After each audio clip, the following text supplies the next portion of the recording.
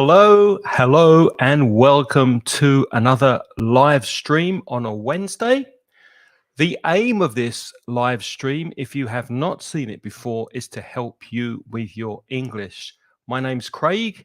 I'm from mansioningles.com, which is a website where you can study English for free. Lots of material, courses. There's even a podcast that you can watch once a week, and you can find that listen to. You can listen to the podcast once a week over at inglespodcast.com. And it's really good to be with you this week because I want to talk about some controversial questions. Now, while we're waiting for people to jump in and join us live, this may be a little short this week because I don't know if you've noticed, but there is a football competition happening at the moment as I'm recording this. On December the 14th, 2022, the World Cup is happening. So I don't think we're going to go for the full hour this week. We'll see how enthusiastic you are and how keen I am to go and watch the semi-final of the World Cup. So we'll see. And I'm guessing that anybody who will be coming in to watch us live is probably not a football fan because I think the game has already started. Anyway, if you're watching the replay, thank you for joining as well. Sometimes there's a guest on this live stream. This week, it's just me. Next week, my good friend and ex-colleague Lynn will be joining me because she's with us here every second week, and she'll be doing the last live stream of the year next Wednesday. So I'm looking forward to doing that with Lynn next week. But this week, it's just me. Hello, Caroline. Good to see you. And Gemma as well. Hello. And Sarah. Thank you for coming in and watching. Now, because it's just me this week, I'd like you to help me by writing comments in the chat so that I can read them and respond and reply to them. And if you're feeling especially adventurous this week, I would love you to come in and speak and tell me what you think. And I'll be showing you this at the bottom of the screen. That's the link you need to type in your browser to come in and give your comments. And if you're watching this after the fact, if you're watching the replay, then of course comment in the chat if you would like to, and we'll get the conversation going. So, controversial questions. These are some questions that maybe they're not typically easy to talk about because people feel quite strongly about them. And controversial, of course, is an adjective that's describing the kind of questions that we're discussing. Here's my dictionary definition. Controversial gives rise or is likely to give rise. It's possible to give rise to controversy, which is the noun. Now, some people pronounce it controversy, stressing the first syllable. I say controversy, I stress the second syllable. Both pronunciations are correct. Or public disagreement. So anything sparking or promoting or giving rise to controversy or public disagreements. So my first controversial question for you to see what you think is kind of connected to COVID, and it's should all vaccinations be mandatory? If something is mandatory, you have to do it. You must do it. Do you think it should be law and you maybe get a fine if you don't vaccinate yourself against a global epidemic? What do you think? Now, in some of these questions, I might play the devil's advocate. That means I might give an opposing view to what I really believe. So be prepared for that. Now, I vaccinate. I have vaccinated myself 3 times for COVID. And I understand that there are some people who refuse to get the vaccination because they don't trust it. I think some people do have health concerns or worries about their health if they get vaccinated. But what about you? What do you think? Do you think we should be made to have the vaccination because of the good it will be to society, because of the positive effect it will have on society? I know a few people who have just recently been vaccinated for the latest strain variety of COVID, and the side effects were very, very bad. They were very strong. And the people I know were really not well because of the vaccination. So that could be another reason why people decide not to go and get the vaccination. Another word for a vaccination is a jab. So you can get a jab at the clinic, at the doctor's. Hi, Natalia. Thanks for joining.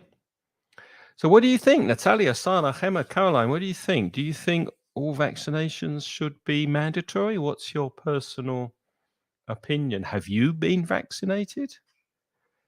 If it's a very serious disease,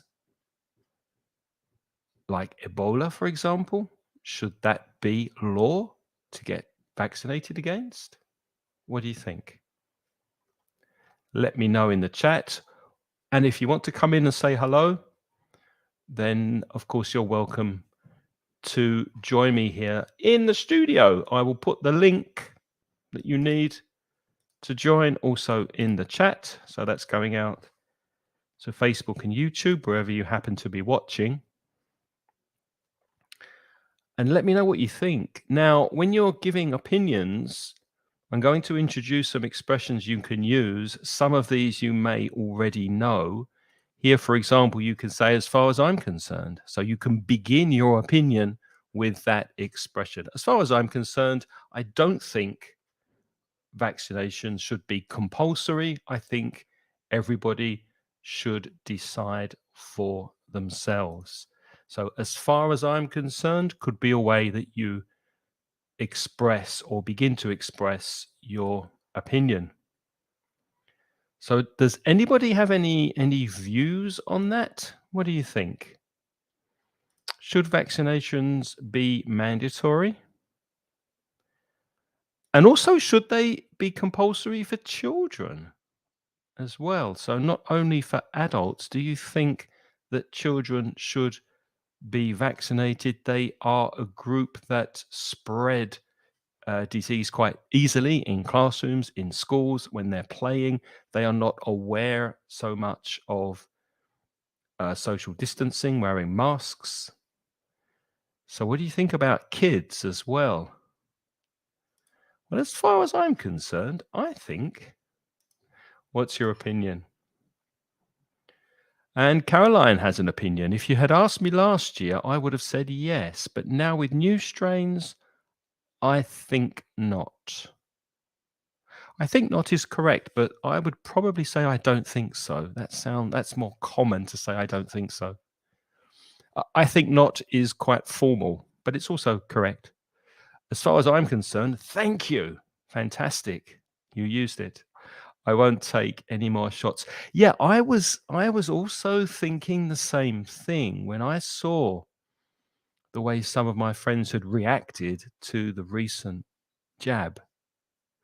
I was thinking, do I really need to get, but then if you're traveling, perhaps maybe you're asked for the vaccination certificate. So that's something I've been thinking about. Should I I've had 3. Should I get number 4 now? I don't know. Gemma, I think only if it's absolutely necessary. Hmm. Can you explain that a little more, Gemma? When it's absolutely necessary because it's life threatening, it can seriously affect, it can kill you, or because it can spread easily, or because it might endanger the health service, perhaps? So, what do you mean by absolutely necessary? For whom is it absolutely necessary? And what about kids? What about children? Should they be made to get the vaccination? Some parents are against it. They don't trust the vaccination, especially in the US. There's been a lot of pushback. That's an interesting phrasal verb that's become very common. If you get pushback, or if there is pushback, people are pushing back on the idea that you're proposing. So you suggest something, hey, it's a good idea to get the vaccination. People push back, they refuse to do it. What's your opinion on that? Natalia, what do you think? Sara, what's your opinion?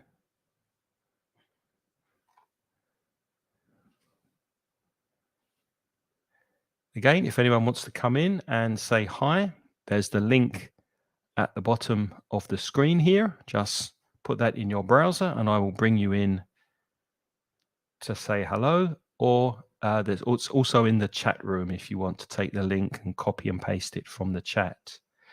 Caroline, from my point of view, new vaccines are launched when there are already new strains, correct? So I think they always come too late. Yeah, it's playing catch up, isn't it?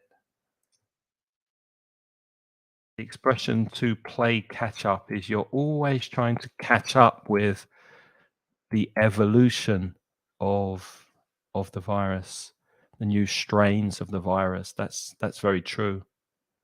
I agree with that. Any other comments? So yeah, I'm of the same opinion as Caroline. I'm not sure if I'm going to get the latest. I haven't decided. I haven't made up my mind if I'm going to get the latest vaccination for COVID or not. I've had the flu jab against flu. That was nothing, no side effects. My arm didn't hurt, no problem whatsoever. But this new COVID jab seems to be a bit problematic, and I'm not 100% convinced that it's necessary. So we'll see. We'll see. I'm not sure. Rog Ed says, well, it's a controversial question. Yes, that's what we're speaking about. Controversial questions. That's the topic this evening. It's about choices. Every individual has to be, if it's every individual, it's singular. So it has to be responsible with other people, perhaps. Yeah, with others, with an S. And at the same time with him or herself. That's true. Governments need help to overcome any emergency situation, but people have their own ideas and actions. Yes, and it also plays out, or it reflects very differently. People act very differently in different countries, I've noticed. The reaction of Spanish citizens is different from the reaction of other nationalities, Americans, for example, or some Scandinavians or British people. So different countries are reacting to their governments in different ways. But I agree, Rod's Ed, that we do have a responsibility not only to ourselves and our families, but also to society in general. And then I think we need to trust our governments to a certain extent. But I don't know if any of you have seen on Movie Star Plus or anywhere the documentary called This England about Boris Johnson and his government and how they dealt with COVID in the beginning and all the mistakes they made and how they dragged their feet. If you drag your feet, then you do things very slowly. You're not effective at doing things. And they made so many mistakes that, I'm not sure how much I trust, especially the British government, with the way they dealt with COVID in the beginning. Sarah says vaccination shouldn't be mandatory because each of us, if it's each of us, again, that's singular, isn't it? If it's each one of us, um, yeah, that's correct. Yeah, each of us is free to decide about what you dispense to your body or what you put in your body. Yes, Sarah, I agree with that as well. And that is an argument that many North Americans and some Canadians had very strongly, fighting against the government's decisions. In fact, a lot of them were made redundant. They were sacked. They were fired from their jobs. Nurses, health workers, policemen and women, people in civil service positions, firemen and firewomen, for example, firefighters, that's the correct term, firefighters they lost their jobs because they refused to put the vaccination, to have the vaccination, to get vaccinated. They lost their jobs. So it is a difficult question. Let's see what other comments we have. I don't disagree with vaccines. On the contrary, I think they're very necessary, but I don't think they can be abused either. Yeah. And there's also the fact of how much money the people are making who are selling and manufacturing these vaccinations. A lot of these vaccinations, the research was funded by the government, by taxpayers' money. And yet, when the vaccines were pushed out to the public, it was the drug companies like Pfizer, for example, and AstraZeneca, who were making a lot of money because they were sending them back to the health service. Yes, I always think that too, Gemma, because the professionals, the doctors, the scientists know things that we don't, but the instructions often come from the governments, from the politicians, who are not always listening to the scientists and the doctors. And that came across, that was communicated, that came across very clearly in the documentary I watched called This England. Talking about kids, Caroline says she sees no necessity, only if they have bad diseases. Yeah, yeah, and parents are very, very protective against their kids as well. Okay, Andrea's a veterinarian. We would like to have said yes to have vaccinations when you have so many viruses, not much, many viruses surrounding our lives and surrounding us. Some of these affect human health a lot. When you have an adverb like a lot or very much, put that at the end, Andrea. So some of these affected human health a lot, or some of these affected human health very much. Yeah, yeah. I think mostly we are in agreement. We agree, and Hemmer agrees too. So let's move on to a different topic. So if you're just joining us now, we're talking about some controversial questions and looking at ways that you can give your opinion before you actually write what you think. So we had As Far As I'm Concerned, that's our first one, and we'll look at another one now, a different expression, as we look at another controversial question. Oh, I like this one. Should all education be online? There you are at home or on the bus or wherever you are, looking at your mobile phone, looking at me trying to help you with your English. and you're online and we're online and we're happily talking and hopefully you're learning something. Um, should all education be online? Again, going back to the pandemic, we saw that many schools, colleges, universities eventually managed to make it work. They were teaching online and it worked okay. So, what do you think? Should all education be online going forward from now on?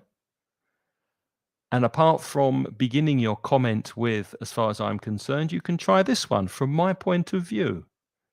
Try practicing that if you're writing, or come in and speak to me if you'd like to answer that question verbally. You can join with the link that you can see at the bottom of the screen. I will also put it now in the chat for you. And tell us what you think. You're welcome, Sarah. If you have any questions, just let me know. That's why I'm here, to help you. So, should all education be online? Now, I have a big problem with a teacher standing in front of a class in a classroom, speaking to a group of 15, 20, 30 or more students, and every term or every year repeating the same information, just speaking and passing the same information to a group of students. Why not just make a video and let the students watch it and then connect with the students online and answer any questions they might have? Why repeat over and over again the same information? I taught the B2 First Cambridge certificate and C1 Advanced certificate for 24 years, and every year we had 3 terms, trimestres, you say in Spanish, and 3 times a year for 24 years, more or less, I repeated the same information. And I did feel at the end of 24 years, why didn't I just make a video, let the students watch the video, and then answer them and help them with individual questions? So there are so many advantages to teaching and learning online, and you're doing it now. What do you think? Am I playing the devil's advocate? Do you agree with me? What's your view? Tell us what you think. If you want to jump in and speak to me, you've got the link in the chat and also at the bottom of the screen.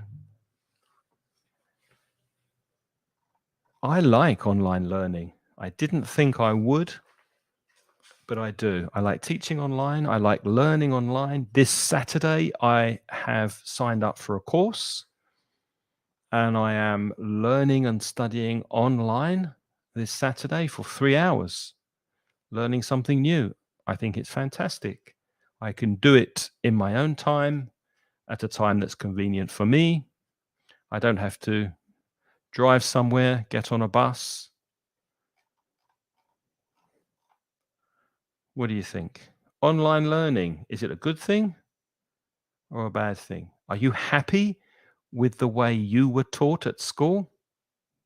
Are you happy, if you have children, with the way your children are learning or have learned at school? Is the education good enough or should it be changed? And if the education system should be changed, how should it be changed?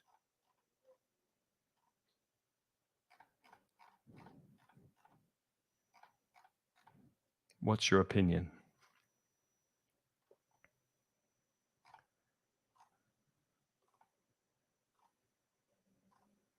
How many of you study online?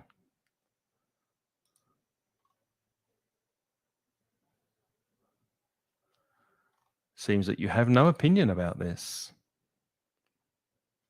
Oh, another question. Another question for you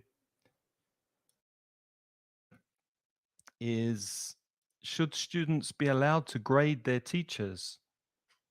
like you would on Amazon, like give a teacher 3 stars or 4 stars if he or she is doing well. If your kids pass the end of year exam, do you give your teacher a higher grade? And maybe the grades are related to how much teachers get paid.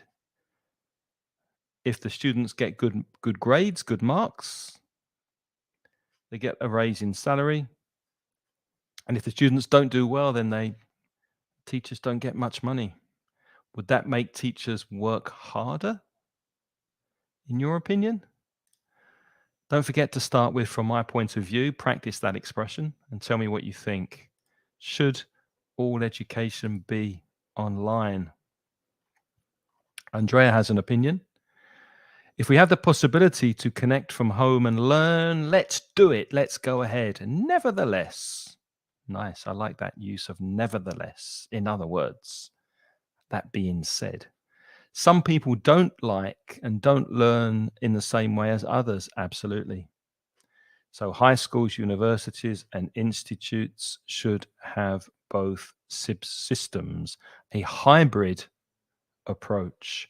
So some study at home, some study online. That makes sense to me. I like that. People don't all learn in the same way as others. But what about this idea of the teacher standing at the front of the class and just communicating information? Pretty much everything we need to know these days is on the internet. Why is a teacher standing there, possibly reading from a book and passing on information? What's the point? That's what I'm asking. We can find this information online. Let's see what Caroline says. As far as I'm concerned, nice. I like it. Well done, Caroline, for using that. She likes the mix of online and presential education, the same as Andrea. In September, I started a course in a class and I enjoy seeing my mates in person and having the possibility to take a coffee. Have a coffee, not take. You're translating from Spanish, which I do sometimes as well. Tomar. No, have a coffee after the lesson. On the other hand, I'm surprised about the opportunities you have online without moving or without having to travel somewhere, without having to move and get in a car or get in a bus. Yeah, me too. I mean, there's so many ways you can learn and study and improve so many aspects of your life online. It is amazing to me. Everything I want to learn is on YouTube. I just go to YouTube and learn stuff every day. I think it's amazing. So, 2 people so far like the hybrid approach, which is something I think the pandemic has taught us. We can study effectively online. Now, if the children are very young, maybe not so much. I don't teach children, but I have friends and colleagues who do. And they say it's a nightmare sometimes when the kids are 7, 8, 9, 10 years old and they're playing with the webcam and they're doing silly things at home and they're not paying attention. You can't control the children and discipline them in a way that they're receptive to the education as effectively as if they were in the same classroom with you. So I think children are a different thing altogether. As I see it, says Hammer, education is better face to face. Yeah, but why? Why is it better face to face? Although I know that lately online education has become necessary due to health circumstances. People are healthy or unhealthy. The circumstances, the adjective I would use is health. So due to health circumstances. Why is it better face to face? I like meeting people face to face. It's more social, isn't it? It's easier to communicate than looking at a flat screen. But why, apart from that, why is it better to have face-to-face education? because there are disadvantages, as I've just mentioned. Nice expression, Caroline. I'm on the same page, which means she agrees with me. If you're on the same page with someone, then you agree with their opinion.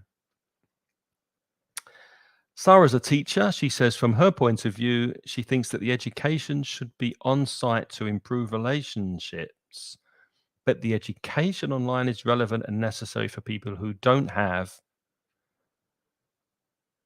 a way to travel. For people is plural, so people who don't, or a person who doesn't have a way to travel to another city or country.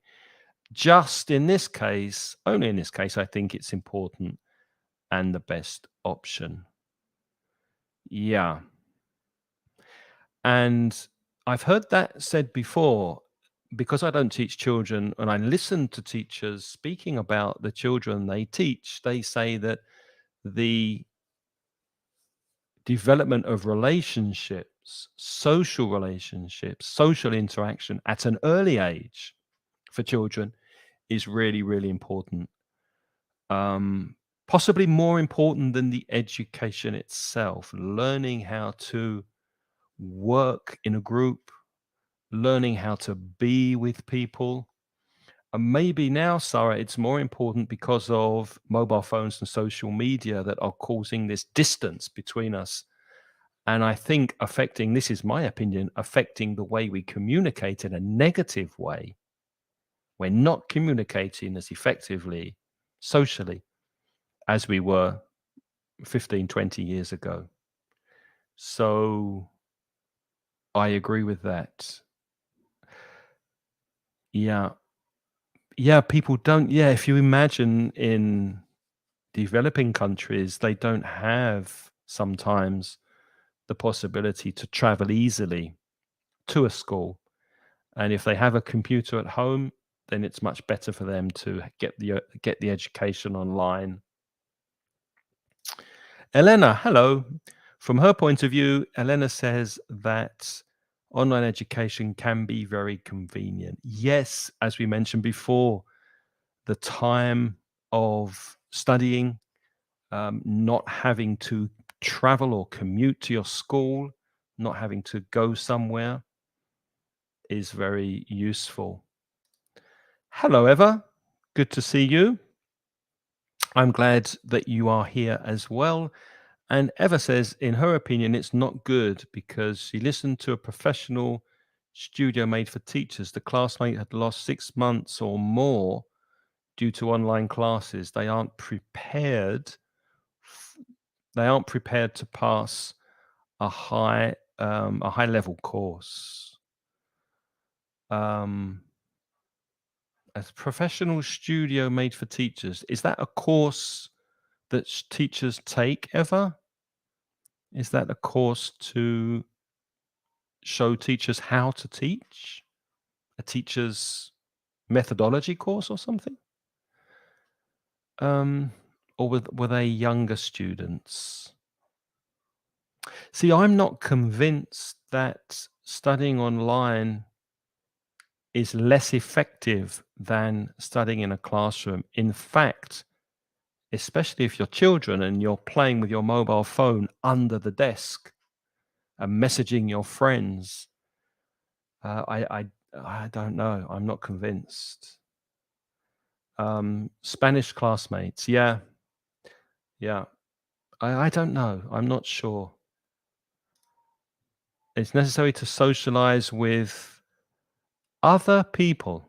The difference between other, if you're a Spanish speaker, other is otros or otras, and another is uno más. So it's the singular. So you would say another person, but other people, because people is plural. So it's necessary to socialize with other people. I think it's part of learning. Yes, that is true, but the world's changing, Hema. It's not the same world that it was when I was 20, 25, 30 years old. We're not communicating in the same way. Most communication now is happening online. I don't know if you've noticed the way that companies communicate with you, the way you deal with companies. I used to go to a high street shop that was a travel agent to buy my tickets to go on holiday. Not anymore. It's all online. I used to go to the high street shop to get my car insured. Last week, I did all my car insurance on the internet. So many things now are done online with people through the internet, and we don't have the same social contact that we used to have. It's a shame, but I'm not sure how necessary it is because we're socializing in different ways. We're socializing through apps now. We're socializing now. I really enjoy coming on every Wednesday or most Wednesdays and seeing you and talking with you and helping you with your English. This is fun for me and this is socializing for me. And it's a little educational. Hopefully, you're learning something, but it's really nice for me to see the same people every week and new people coming in. And I'm socializing. Now, I could go to a bar and have a drink, but I choose to do this. What does that say to you about the way the world has changed? Excuse me. Andrea, I would like to say that online connection gives us the possibility to, the verb is to broaden. Andrea, so to broaden our knowledge, or you could say to widen. The two verbs are very similar.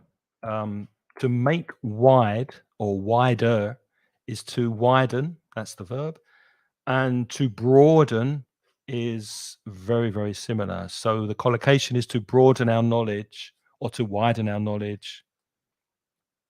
For example, I couldn't be with Craig in Spain. However, this time online, I learned this many times and practice a lot. Big opportunities I don't have in my city.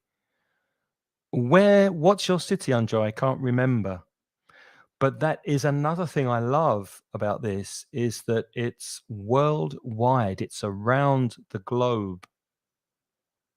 I can teach people from Argentina, Mexico, Costa Rica, everywhere, Australia. But they speak English, don't they? So you can reach the four corners of the globe with the internet. You don't need to find somewhere in your city. Let's look at one more question and then I'm going to watch the football. So, what shall we finish with today? Oh, this is controversial. Speaking of controversial questions, are women, notice the pronunciation, women, plural, woman, singular, are women in general better managers than men? What's your opinion? Now, we've seen some changes in the workplace. We're not there yet. We're not there yet. We have some way to go, but I think you'll agree that things have improved over the last 20, 30 years. There are more women in higher positions in the workplace. Salaries have increased for women, but there is still not equality across all industries and in all companies. But I'm talking here more about ability. If you agree that men and women are basically different in character, I think you probably agree we are, aren't we? Men and women have differences in their character. Are women better at managing than men? At managing other people, at managing businesses, at developing and growing a business? What's your opinion? Now, one you may not know when you give your opinion is to be frank. You can begin with that. to expand your vocabulary. It's very similar to be honest. To be honest, I think, or to be frank means to be honest. If you are frank, then you're speaking honestly. Or another one you could use, I reckon, which is quite informal. That's very British English. An informal expression. I reckon means I think. It means in my opinion. Or the way I see it is another expression you could use. So we've had quite a few. The way I see it from my point of view, as far as I'm concerned, in my opinion, some of you have used already, or in my honest opinion, or more formal, in my considered opinion, is quite a formal expression. So, what's your opinion on this question, this controversial question? Are women better managers than men? I'll be interested to hear what you say about that. Sarah's from Colombia. You see, the internet. There is Sarah sitting in Colombia, listening to me here in Valencia, Spain, talking about controversial questions. Me too. Is that you two in Colombia, Caroline? I thought you were in Alicante. Andreas says, another way to develop and broaden our social life. Yes. Next to the Amazon region. Wow. How lucky. I would love to visit the Amazon region. I've been watching nature programs about the Amazon. It looks amazing. What does Eva say? I'm not sure. I've had bosses. I've had female bosses, and male bosses or men. I didn't have any problem. I saw that they were both very professional. That's a very balanced opinion. So your experience has been positive, Eva. You didn't really see much difference between women and men as managers. Now, it is true that gender inequality, equality is when things are equal, the opposite prefix is in. So inequality manifests itself, means shows itself in the corporate world, in the business world, by lower salaries and fewer career opportunities for women. And I think that is still true. But I'm more interested in character and personality. Do you think men are more aggressive in business? I think you might agree that men are more aggressive in general in society. I don't often see problems on the roads between two female drivers, but I do see many problems between men drivers. When they get in their cars, they tend to be more aggressive on the road in general. So, do you agree with me that men are in society, that men are more aggressive? So, if you do agree, do you think men are more aggressive in the boardroom, as managers, in business, in sales? What do you think?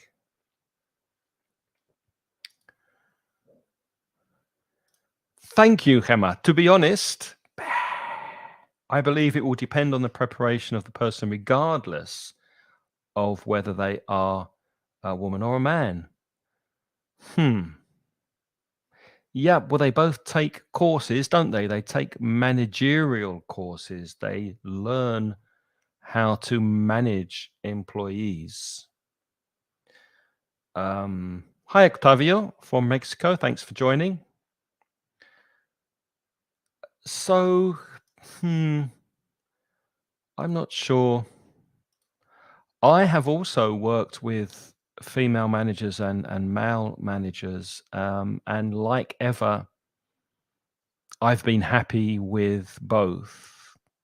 But I've also had bad female managers and bad male managers, women and men. and good ones. So I've had a mixture, and I can't say if I think one makes better managers than the other. I'm from my personal experience, I'm not sure. From my personal experience, women can be equally aggressive in the workplace.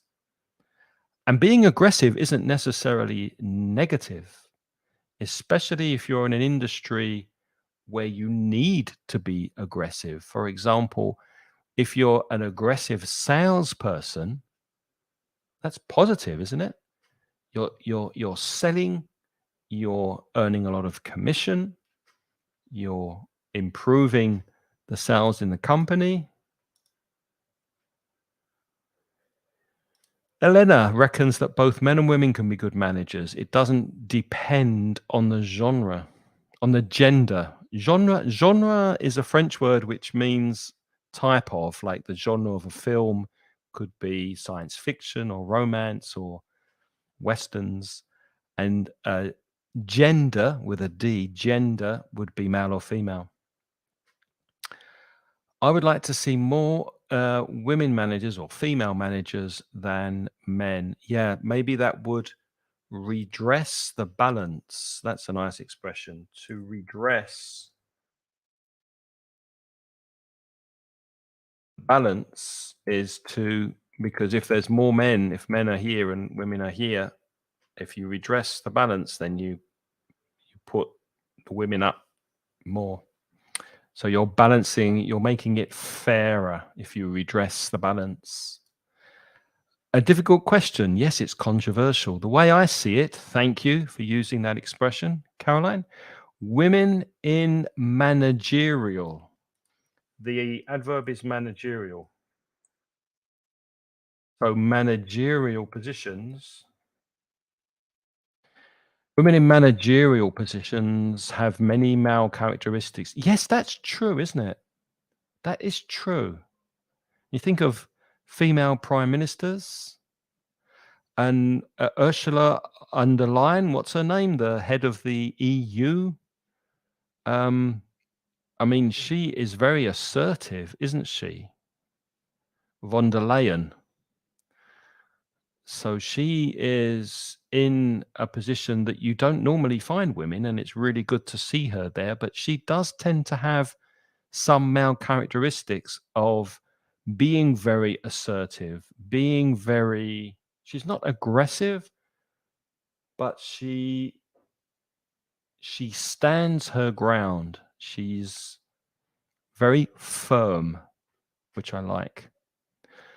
So that could be the reason they are there. But to be honest, another good expression, I would not generalize that one is better than the other. Yeah, I think I'd agree with that. Yes, thank you. I forgot her name. Ursula von der Leyen. Yeah. What do you think of her? She's doing a good job, I think, but she is very assertive. She has 7 kids? Really? No. Wow. She has 7 kids and she's reached that high level of in her career. That's amazing. I didn't know that.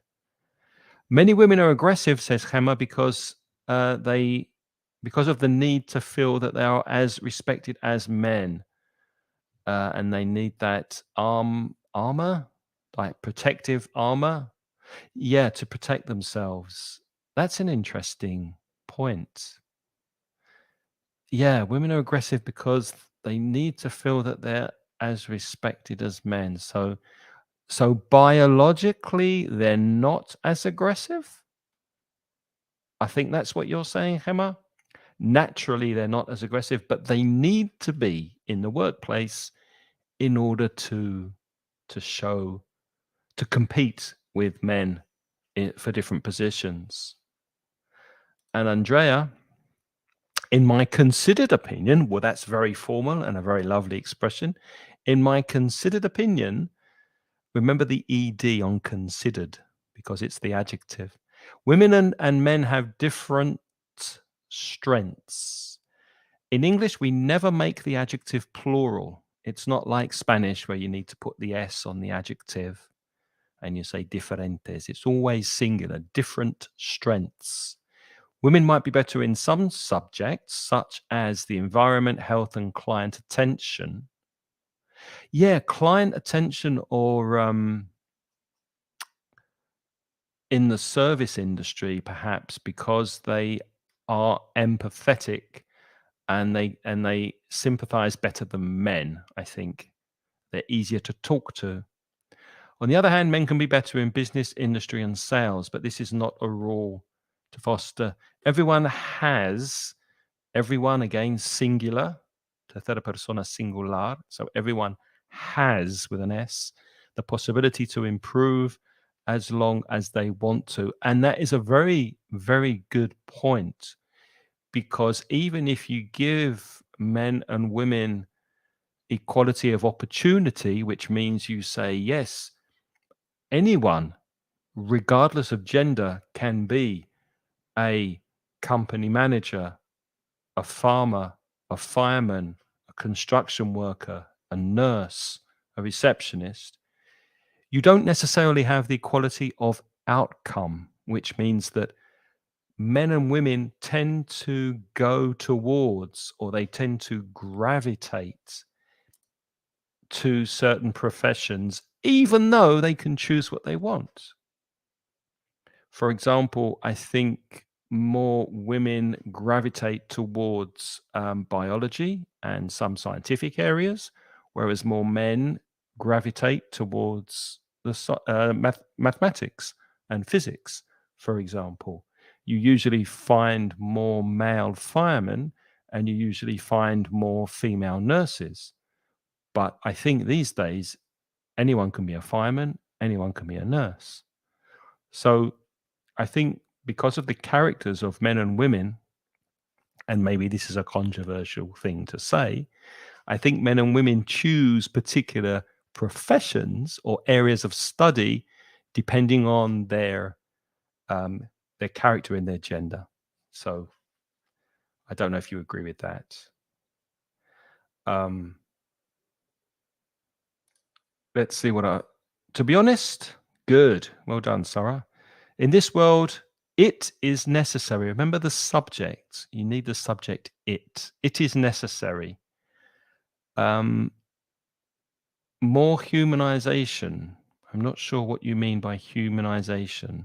You mean empathy, sympathy, humanity? So I would put that as the subject earlier in the sentence, Sarah. To be honest, in this world, more humanity or empathy is necessary. And both sexes have the capacity to be more empathetic, and ethical is the adjective, and make good profits and benefits to all workers. Maybe the mistake is in the way of thinking and not in the sex of the people. Yes. But are they, though? Are men and women equally empathetic? I would disagree with that. I would say that women are more empathetic than men. If I had a problem, a personal problem, I would rather speak to a woman than a man, because I think they can understand better the way other people feel. And some men have this block, this wall, and they don't empathize as well as women. So I don't think that's quite true. Alex, hello, Alex. Good to see you here. And I really like your picture on there. It's a hot dog, I hope. I completely agree. I reckon women, thank you for using I reckon. Well done. Women have got better soft skills than men. Yeah, those soft skills are important. And I agree with that as well. Do I have a list on my website with C1 expressions all around giving opinions? I can give them to you here, because I think I have them all together, I think. These are the ones we looked at today. As far as I'm concerned, in my opinion, or in my considered opinion, or in my honest opinion, from my point of view, the way I see it, to be honest, or to be absolutely honest with you, to be frank means to be honest. I reckon, which is we've just seen, I reckon that's informal and more a British expression than an American English expression. And one we didn't look at, but you could also use, here's the thing: women are better listeners than men. Or the thing is, I think, blah, blah, blah. So you can use those two expressions. Here's the thing is, to preempt or prepare for a point you're going to make. Now, I'll also put these expressions in the chat, but here's the thing. It's time for me to go and watch the rest of the football game, and I'm surprised that I'm still here after an hour. You see, I like teaching online. I mentioned that before. So I don't know if this is going to work. I'm trying to put the same expressions. Yes, it's worked. So you've got those expressions, Caroline, also in the chat on Facebook and on YouTube. I don't get that unless you cope a Karen. I don't understand that, Alex. That has gone over my head. I missed the point completely. Anyway, I hope you enjoyed this. I certainly did. I've got more of these controversial questions. So probably in the new year, in January, we'll do a round 2 of some different but interesting controversial questions and have another discussion, because this was fun. Next week, Lynn will be back, and we're going to speak about something connected to the end of the year. And before you go, I will remind you that if you are interested in studying with me and improving your fluency in English, and maybe you are, because nobody came in and actually spoke to me, so perhaps you really need some help with your fluency and your speaking. I've put my email address in the chat. If you're interested in details about the course that is beginning in January 2023, send me an email and I will give you further information. Of course, you can also see some information on the website englishmasterclass.net, and that's where you can sign up for the email list. Thanks a lot for watching. Don't forget to visit manchesterengles.com for free practice, and I'll see you all next Wednesday. Have a good week and take care.